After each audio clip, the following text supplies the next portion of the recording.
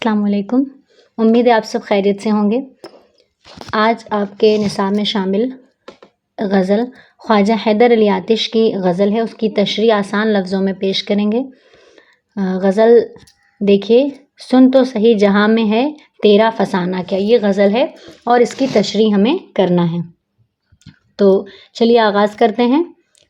پہلا شعر ہے: سن تو صحیح جہاں میں ہے تیرا فسانہ کیا، کہتی ہے تجھ کو خلق خدا غائبانہ کیا. تو اس شعر میں جو شاعر ہے تو وہ حاکم وقت کی طرف اشارہ کر رہا ہے. حاکم وقت سے مراد یعنی جو اس وقت کا حاکم ہے، حکومت کرنے والا ہے، سردار ہے یا بادشاہ ہے، کہ تو اس وقت تو اس خوش فہمی میں ہے کہ تو جو سوچتا ہے وہ درست ہے، تو جو کرتا ہے وہی بجا ہے، لیکن تجھے معلوم نہیں کہ لوگ تیرے حوالے سے کیا سوچتے ہیں. یعنی شاعر کہتا ہے کہ دنیا میں جو کہانیاں تیرے متعلق بنی ہیں انہیں بھی سن، اور یہ بھی سن کہ یہ خدا کی مخلوق تیری پیٹھ کے پیچھے تجھ کو کیا کہتی ہے، کس طرح تجھ کو یاد کرتی ہے. یعنی ضروری یہ ہے جاننا کہ انسان کے سامنے جو اس کی باتیں کی جاتی ہیں وہ تو اس کے سامنے دیکھ کر کے انسان بات کرتا ہے، لیکن جو غائبانہ طور پر یعنی پیٹھ پیچھے جو بات کی جاتی ہے، یعنی خلق خدا کی خلق، یعنی لوگ تیرے بارے میں تیرے پیٹھ کے پیچھے کیا بات کرتے ہیں وہ اصل حقیقت ہے، یعنی وہی سچائی ہے. تو اس طرح سے یہ پہلے شعر کی تشریح ہوئی. اس کے بعد اگلا شعر ہے: کیا کیا الجھتا ہے تیری زلفوں کے تار سے، بخیہ طلب ہے سینہ صد چاک شانہ کیا. یہ ہے دوسرا شعر. تو اس کی تشریح کچھ یوں ہوگی کہ اس میں شاعر جو ہے وہ غزل کے اس شعر میں محبوب کے بالوں کی پیچیدگیوں کا ذکر کر رہا ہے. یعنی زلفوں کے تار یہاں پہ دیا گیا ہے، زلفوں کے تار. تو اس سے مراد ہے کہ محبوب کے بالوں میں الجھاؤ جو ان کے جمال کو مزید پیچیدہ بناتا ہے. یعنی محبوب کی زلفیں جو الجھی ہوئی ہیں تو اس سے کیا ہے کہ اس طرح سے شاعر نے بیان کیا ہے کہ یہ بالوں کا پیچیدہ ہونا ایک علامت ہے جو زندگی کے پیچیدہ اور مشکل مسائل کی طرف اشارہ کر سکتا ہے.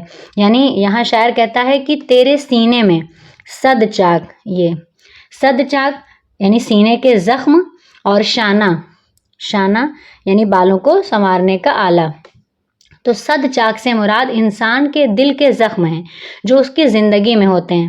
شاعر کہتا ہے کہ انسان کے دل میں کئی زخم ہیں جو اسے تکلیف دیتے ہیں، لیکن وہ ان زخموں کو چھپانے کے لیے اپنے بالوں کو سنوارتا ہے. یعنی کہہ سکتے ہیں کہ شاعر کا کہنا ہے کہ جب انسان اپنی پیچیدگیوں میں گم ہو جاتا ہے تو اسے راحت اور سکون کی طلب ہوتی ہے نا. جیسے بخیہ طلب ہے سینہ صد چاک، بخیہ کرنا یعنی اس کو سنوارنا ہے نا. تو اسی طرح سے اس میں بتایا ہے کہ بخیہ طلب ہے سینہ صد چاک، یعنی دل کے زخموں کا علاج کرنے کی جو آرزو ہے. تو یہاں دل کے زخموں اور جذباتی پیچیدگیوں کو محبوب کے بالوں کی الجھن سے تشبیہ دی جا رہی ہے. تو امید ہے سمجھ میں آیا ہوگا. اس کے بعد اگلے شعر کی تشریح کرتے ہیں. تو اگلا شعر ہے: زیر زمیں سے آتا ہے جو گل سو زر بکف، قارون نے راستے میں لٹایا خزانہ کیا.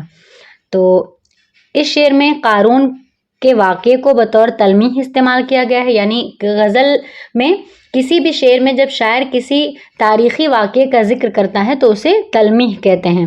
تو یہاں پہ بھی تلمیح کا استعمال شاعر نے کیا ہے.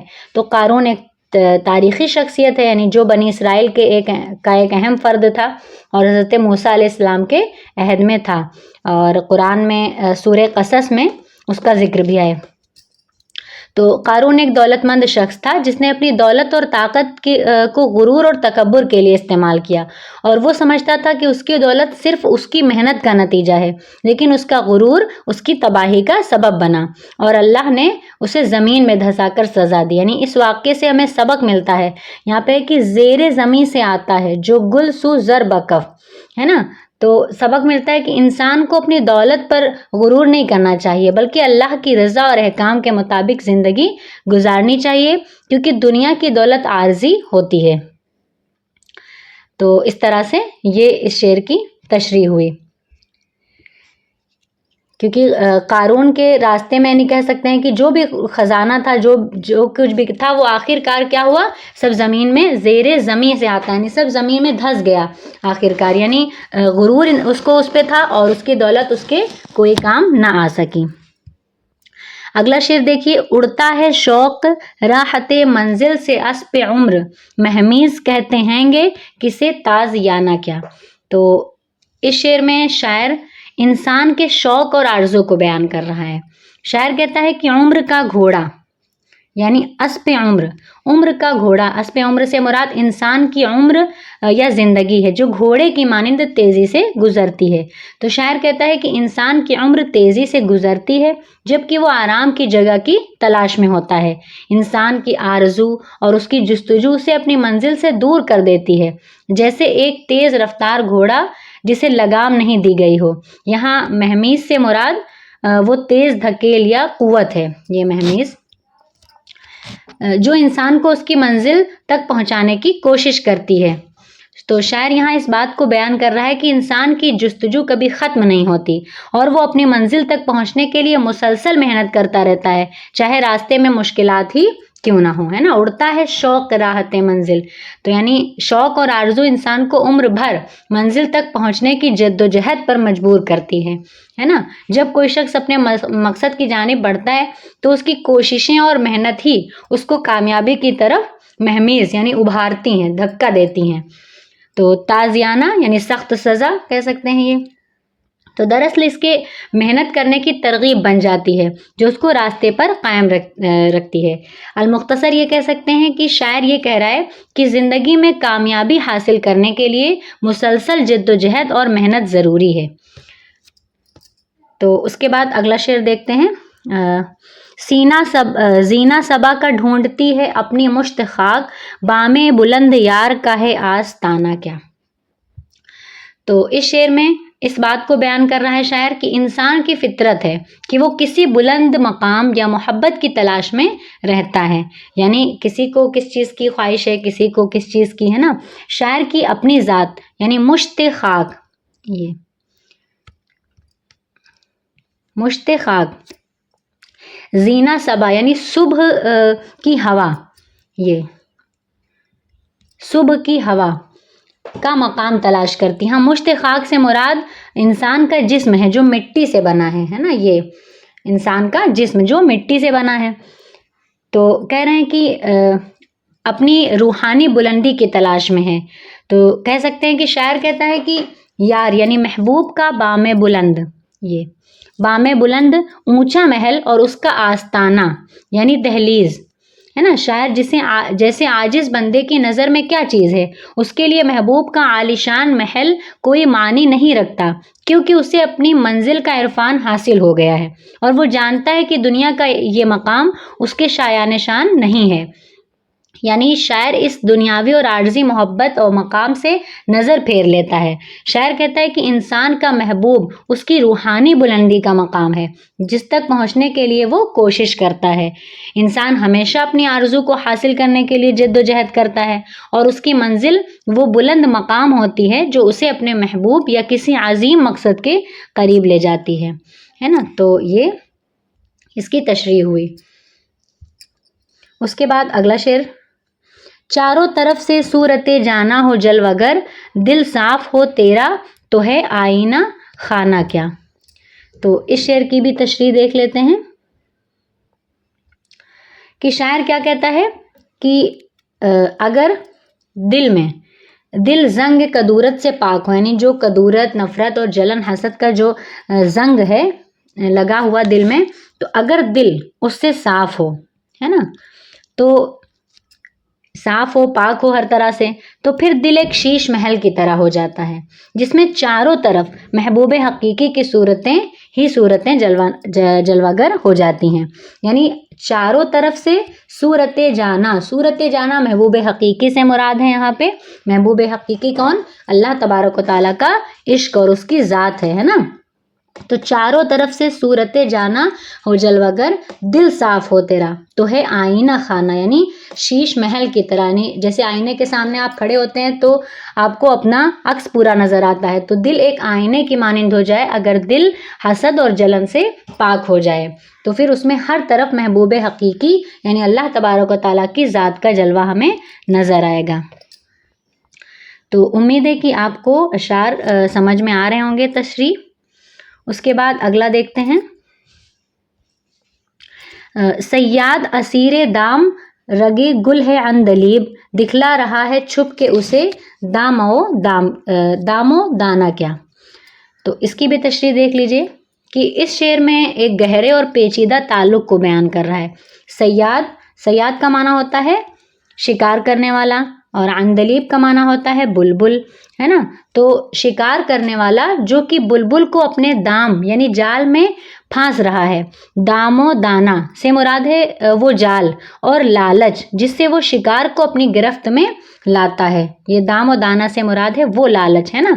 تو شاعر یہاں کسی فریب یا جذباتی جال کی بات کر رہا ہے جہاں محبوب یا دنیا کی چمک دمک انسان کو اپنی گرفت میں لے لیتی ہے۔ وہ دکھاتا ہے کہ انسان کو اپنی حالت اور جذبات کی حقیقت کو پہچاننا ضروری ہے، کیونکہ دنیا میں بہت سے فریب ہیں جو انسان کو بہکانے کی کوشش کرتے ہیں۔ آپ دنیاوی مد نظر سے دیکھیں تو آپ کو سمجھ میں آئے گا کہ ایک راستہ صحیح ہے اور ایک غلط ہے، تو غلط راستے پہ چلنا زیادہ آسان ہوتا ہے برعکس صحیح راستے پہ چلنے کے، کیونکہ اس میں بہت ساری چیزیں آپ کو اٹریکٹ کرتی ہیں، اپنی جانب متوجہ کرتی ہیں، لیکن ان سے بچ کر کے صحیح راستے پہ چلنا یہی تو ہے صراط مستقیم پر چلنا۔ تو یہاں شاعر کہتا ہے کہ صیاد یعنی شکاری، عندلیب یعنی بلبل کو چھپ کر دام یعنی جال اور دانا یعنی چارہ کھلا رہا ہے، یعنی شاعر کہتا ہے کہ جو شیطان ہے، اس سے مراد یہ ہے کہ شیطان انسان کو چھپ کر جال اور چارہ دکھا رہا ہے تاکہ وہ اس میں پھنس جائے۔ تو اس طرح سے اس کی تشریح ہوئی۔ پھر اگلا ہے، تبلو علم ہی پاس ہے اپنے نہ ملک و مال، ہم سے خلاف ہو کے کرے گا زمانہ کیا۔ تو اس کو بھی سمجھ لیتے ہیں۔ تبل کا مطلب ہوتا ہے ڈھول یا نقارہ جو جنگ کے وقت بجاتے ہیں، علم یعنی علامت سے بنا ہے، پرچم جو جھنڈا ہوتا ہے۔ تو تبلو علم ہی پاس ہے اپنے نہ ملک و مال۔ تو غزل کے اس شعر میں خواجہ حیدر علی آتش کیا کہہ رہے ہیں؟ اپنی عاجزی اور خاکساری کو بیان کر رہے ہیں۔ وہ کہتے ہیں کہ میرے پاس تبل یعنی ڈھول اور علم یعنی جھنڈا ہی ہے، جھنڈا نہیں ہے، نہ زمینیں ہیں، نہ سونا چاندی ہے، ہیرے جواہرات نہیں ہے، ہے نا، مال و دولت نہیں ہے۔ تو کہہ رہے ہیں کہ ان کے پاس صرف ان کا علم اور شاعری ہے نا۔ تو کہہ رہے ہیں ہم سے مطلب یہاں پہ انہوں نے اس سے مراد یہ لیا ہے کہ ان کے پاس دنیاوی جو چمک دمک ہے ویسا ان کے پاس کچھ بھی نہیں ہے، تو ہم جیسے ناکام اور عاجز انسان سے زمانہ دشمنی مول لے کر کے کیا حاصل کرے گا؟ زمانہ اور زمانے والے وہاں دشمنی مول لیتے ہیں جہاں ان کا فائدہ ہوگا، اور اگر فائدہ نہیں تو دشمنی لے کر کیا کریں گے؟ لیکن یہاں تو دنیا کا کوئی مال ہی نہیں ہے ان کے پاس۔ تو شاعر کہہ رہا ہے کہ اگر زمانہ اس کے خلاف ہو جائے تو بھی وہ اپنے علم اور شاعری کے ساتھ کھڑا رہے، یعنی ہم سے خلاف ہو کے زمانہ کیا کرے گا؟ کیونکہ ہمارے پاس دنیاوی مال و دولت کچھ بھی نہیں ہے، اور لوگ کس چیز کے بھوکے ہیں؟ دنیاوی مال و دولت کے۔ اگلے شعر کی تشریح دیکھ لیتے ہیں۔ آتی ہے کس طرح سے میرے قبض روح کو، دیکھوں تو موت ڈھونڈ رہی ہے بہانہ کیا، ہے نا۔ تو غزل کے شعر میں شاعر موت کا تذکرہ کر رہا ہے اور کہتے ہیں کہ بلا شبہ موت برحق ہے، اور دنیا بلکہ کائنات کی ہر چیز پر موت آنی ہے نا۔ قرآن میں بھی اس کا ذکر ہے کہ کلو نفس ذائقۃ الموت، ہر نفس کو موت کا مزہ چکھنا ہے۔ تو ہر کائنات کی ہر چیز یعنی وہ پہاڑ ہو، زمین ہو، چاند ہو، ستارے ہوں، سیارے ہوں، سورج، کچھ بھی ہو، سب کو فنا ہونا ہے ایک دن۔ تو کہہ رہے ہیں کہ اس میں کوئی شک نہیں کہ موت کو آنا ہے، بس اب دیکھنا یہ ہے کہ موت آتی کس طرح سے ہے، موت کون سا بہانہ تلاش کر رہی ہے اور کس طرح سے آ کے میری زندگی کا قصہ تمام کرتی ہے نا۔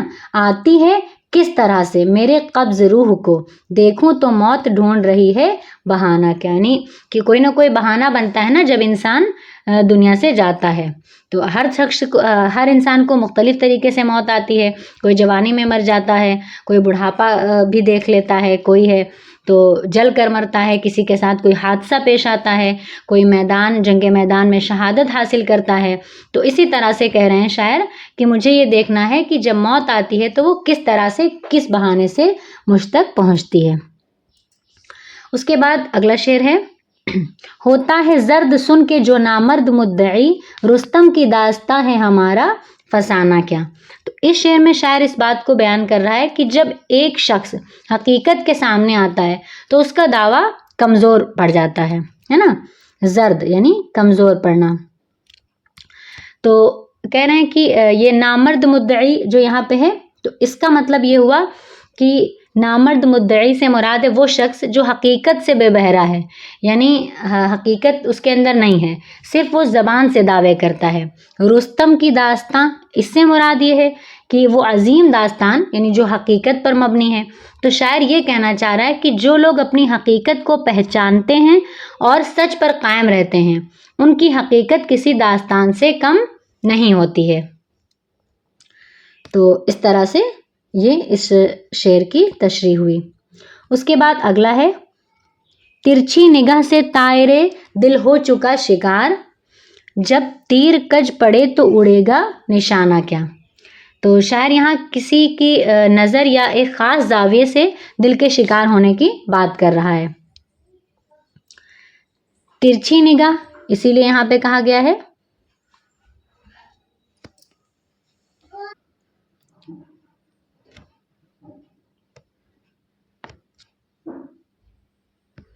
तो यहाँ पे ये वाला शेर हमने देखा, होता है जर्द सुन के जो नामर्द मुद्दई, रुस्तम की दास्तां है हमारा फसाना क्या। तो इस शेर में शायर ने रुस्तम की दास्तां यानी कहानी और हमारा फसाना यानी रुस्तम की दास्तां क्या है और हमारी कहानी क्या है, यानी शायर कहता है कि रुस्तम की कहानी और हमारी कहानी से कितनी मुख्तलिफ है, क्योंकि रुस्तम बहादुर था जबकि हमारे ज़माने के लोग बुज़दिल हैं। तो इस तरह से इस शेर की तशरीह हुई। फिर उसके बाद ये वाला शेर है, तिरछी निगाह से तायरे दिल हो चुका शिकार, जब तीर कज पड़े तो उड़ेगा निशाना क्या। तो यहाँ पे शायर किसी नज़र के या ख़ास जाविये से दिल के शिकार होने की बात कर रहा है ना। तिरछी निगाह यानी एक मखसूस अंदाज। तो शायर कहता है कि तिरछी नज़र से तायरे दिल यानी दिल का परिंदा शिकार हो चुका है। यानी तायरे दिल से क्या मुराद है कि तायरे दिल से मुराद है इंसान का दिल जो परिंदे की मानिंद है ना। तो तिरछी नज़र से यानी हसद ने दिल के परिंदे को शिकार कर लिया है। यहाँ शायर कहता है कि जब तीर तिरछा ही पड़ेगा, कज यानी तिरछा पड़ेगा तो उड़ेगा निशाना क्या, तो वो निशाने पे जा कर के नहीं मिल सकता है, यानी तीर भी तिरछा ही जाएगा। ये वाला शेर है, सयाद गुल आज़ार दिखाता है सैरे बाग, बुलबुल कफस में याद करे आशियाना क्या, है ना। तो इस शेर में शायर ने बुलबुल और गुलाब की मिसाल दी है। सयाद यानी शिकार करने वाला। तो कह रहे हैं कि शायर कहता है कि सयाद यानी शिकारी, गुल आज़ार का मतलब खूबसूरत फूल, है ना। गुल आज़ार को बाग की सैर दिखाता है ना। गुल आज़ार से मुराद इंसान की खूबसूरती है। शायर कहता है कि शैतान इंसान को बाग की सैर दिखाता है ताकि वो उसमें फंस जाए, है ना। तो शायर कहता है कि बुलबुल कफस में अपने आशियाने घोंसले को याद करती है। तो इसी तरह से इंसान की रूह, कफस है ना, इंसान की रूह जो कफस से मुराद जिस्म है। इंसान की रूह कफस में अपने आशियाने किसको याद करती है, जन्नत को। इंसान का आशियाना क्या है, हकीकी आशियाना जन्नत है। और यहाँ पे सब आर्जी तौर पर है ना। तो सयाद गुल आज़ार को दिखाता है सैरे बाग, यानी दुनिया एक आर्जी तौर पे यहाँ पे है इंसान, और बुलबुल कफस में यानी जिस तरह से बुलबुल कफस में रह करके, पिंजरे में रह करके अपने आशियाने को नहीं बोलती है एक मिनट के लिए भी, उसी तरह से इंसान है जो कि कफस जिस्म के कैद में रहकर इंसान की रूह अपने आशियाने को नहीं भूलती, यानी जन्नत को नहीं भूलती। फिर है अगला शेर, बेताब है कमाल हमारा दिल हज़ीं, मेहमा सराय जिस्म का होगा रवाना क्या। तो इस शेर में शायर इस बात को बयान कर रहा है कि दुनिया में इंसान का दिल हमेशा बेचैन रहता है ना, बेताब है, हमेशा बेचैन रहता है, हमारा दिल हज़ीं, है ना, और अपनी रूहानी तकमील की जुस्तजू में रहता है। मेहमा सराय जिस्म का, तो सराय किसको कहते हैं, जहाँ इंसान आर्जी तौर पर रहता है, मेहमान के तौर पर, है ना, जैसे कि जिस्म है यानी दुनियावी, आप देखें तो आप हॉस्टल वगैरह में जाते हैं, कुछ दिन रहते हैं, फिर आर्जी तौर पर रहते हैं और निकल जाते हैं। तो इसी तरह से शायर कहता है कि मेहमान यानी रूह, सराय जिस्म यानी जिस्म के घर से रवाना हो जाएगा, यानी रूह जिस्म के घर से निकल जाएगी और वो अपने असल घर जन्नत की तरफ लौट जाएगी। फिर उसके बाद मक्ते का शेर है, मक्ते का शेर यानी शायर ने इसमें अपना तखल्लुस इस्तेमाल किया है। इनका नाम क्या है, ख्वाजा हैदर अली, और तखल्लुस है आतिश। तो हम पहचानेंगे इसी तरह से कि शायर ने अपना तखल्लुस इस्तेमाल किया है। कह रहे हैं, यूं मुद्दई हसद से न दे दाद तो ना दे, आतिश गज़ल ये तूने कही आशिकाना क्या, है ना। तो अपना इख्तिताम इस दावे के साथ करते हैं कि लोग हसद करते हैं जो लोग, तो उन्हें दाद ना दी जाएगी, यानी वो दाद नहीं देंगे इसको।